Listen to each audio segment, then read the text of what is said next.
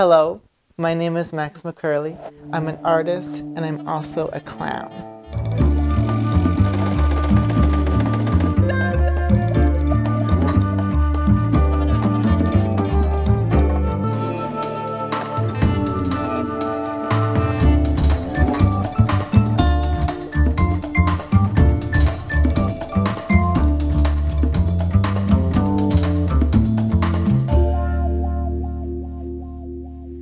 At this point, I've accumulated quite a few clown characters through my journeys of making clown costumes.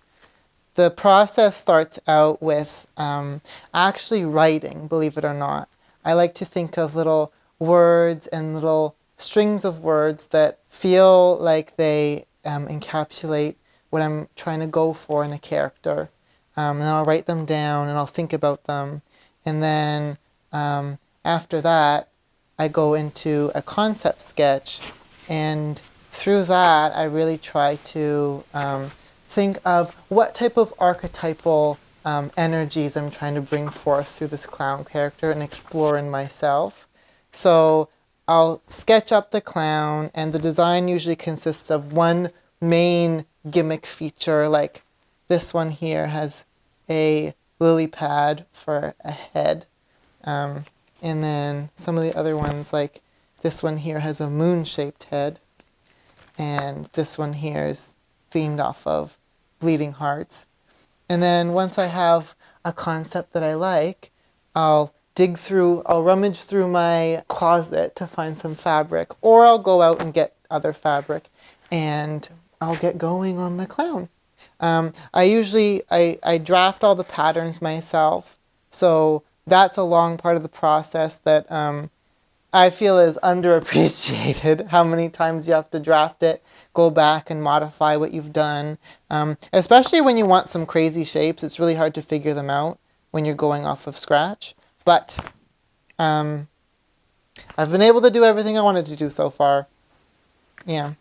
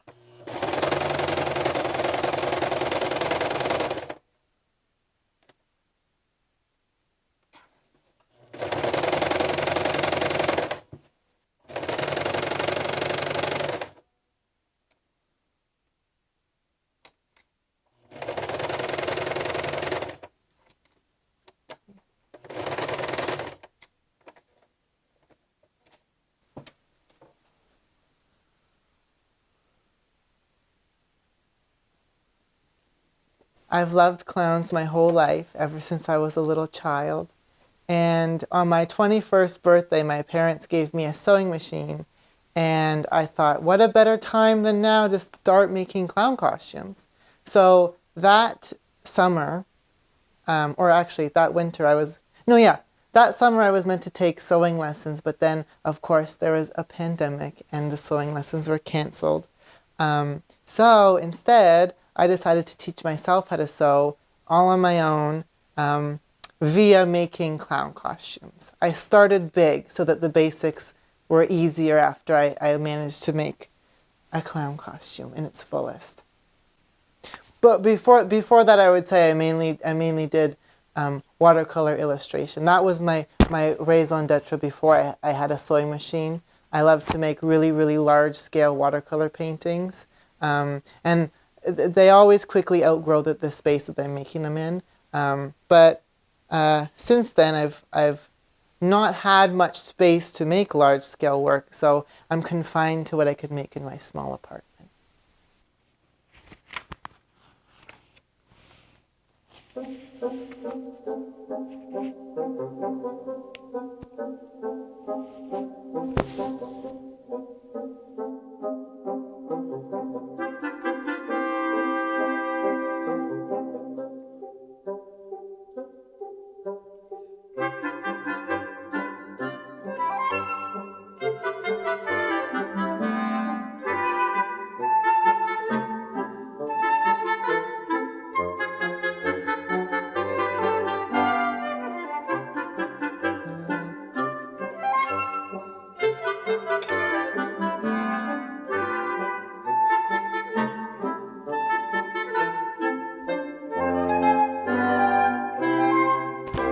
I could show you my closet first.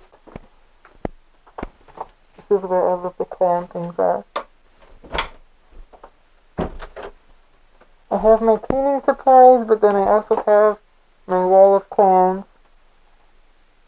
It's where I store all the masks. My biggest fear is that someone will come in here without me knowing and open my closet and think I'm a serial killer.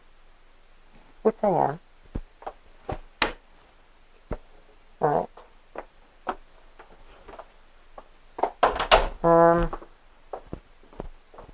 This is where I get all my sewing done. I'm currently working on a Venus flytrap inspired clown. So I have this satin and velvet. This is the bodice pieces coming together. This will be the back of it. This is what it looks like on the inside so far.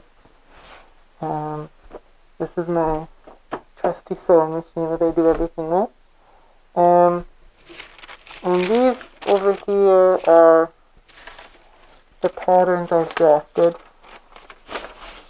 So it starts like this and it ends like that. Yeah, that's that part. This is usually where I get all my watercoloring done. I have this big vat of different watercolor colors, and I like to sit in front of the window while I do it. This plant is dying now.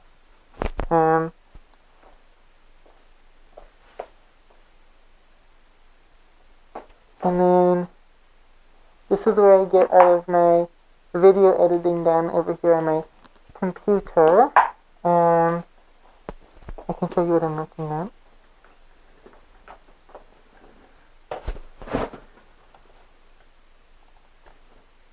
I use DaVinci Resolve. This is an example of a type of video I add to my Patreon.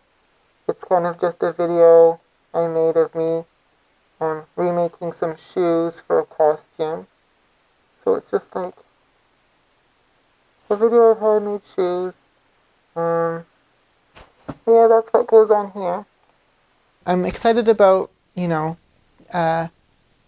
keeping going with what I'm doing. It's something that makes me happy. It's something that makes me feel motivated, and it's something that makes me feel purposeful. So continuing to grow my practice, trying new things, meeting new people, expanding as much as I can. And I'm very excited about the future. Really, what is a clown to say besides life is but a dream?